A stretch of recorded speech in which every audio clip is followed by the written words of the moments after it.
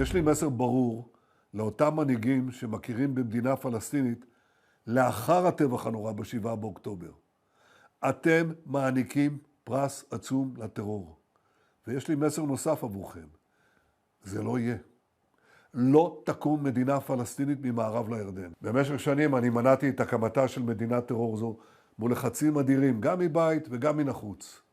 עשינו זאת בנחישות ועשינו זאת בתבונה מדינית. לא כל שכן. הכפלנו את ההתיישבות היהודית ביהודה ושומרון ונמשיך בדרך זו. המענה לניסיון האחרון לכפות עלינו מדינת טרור בלב ארצנו, המענה הזה יינתן לאחר שובי מארצות הברית.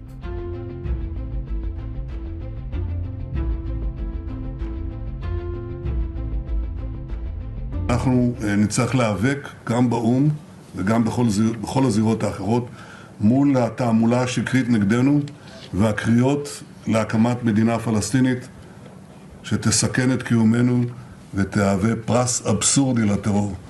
הקהילה הבינלאומית תשמע מאיתנו בעניין הזה בימים הקרובים.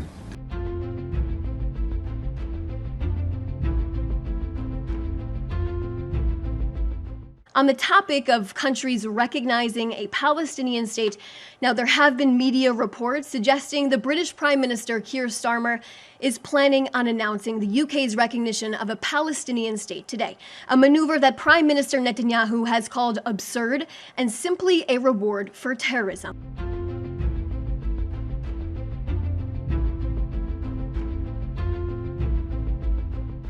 To revive the hope of peace and a two-state solution, I state clearly, as Prime Minister of this great country, that the United Kingdom formally recognises the State of Palestine. We recognised the State of Israel more than 75 years ago as a homeland for the Jewish people. Today, we join over 150 countries who recognise a Palestinian state also. A pledge to the Palestinian and Israeli people that there can be a better future. I know the strength of feeling that this conflict provokes. We have seen it on our streets, in our schools, in conversations we've had with friends and family. It has created division. Some have used it to stoke hatred and fear, but that solves nothing. Not only must we reject hate, we must redouble our efforts to combat hatred in all its forms. We must channel our efforts, united together in hope, behind the peaceful future that we want to see.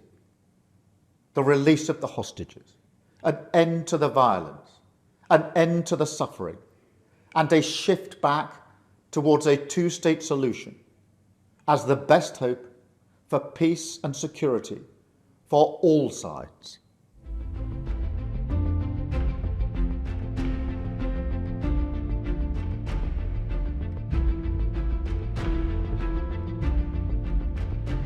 Today I'm pleased to be here with Minister Wong to announce that effective today, Sunday the 21st of September 2025, the Commonwealth of Australia recognises the State of Palestine. We have had in Australia a long-term position on a bipartisan basis of two states. One of those states is of course Israel, the other of course is Palestine. And this recognition being announced today in sync with our international partners, the United Kingdom and Canada, means that 3 of the Five Eyes nations are all making this decision today. We recognise the legitimate and long-held aspirations of the people of Palestine of a state of their own.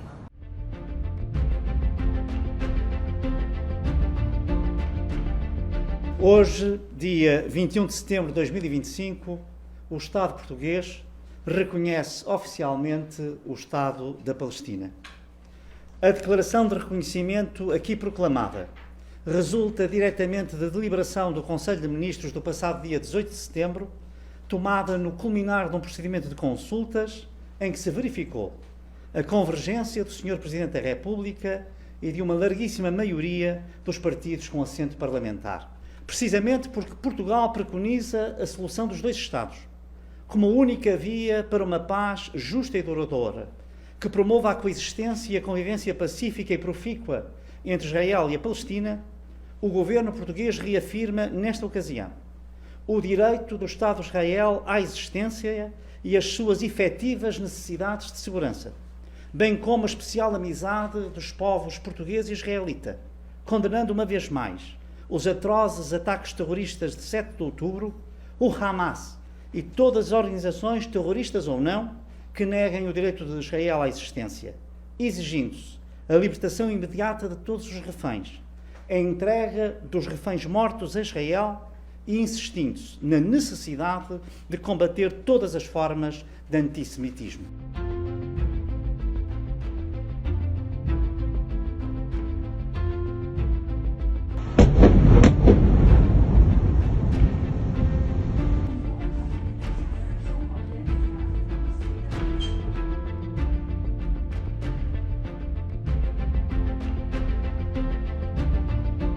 As we live in a world of impunity, it is easy for countries that see the examples of big powers waging war, as in the case of the Ukraine.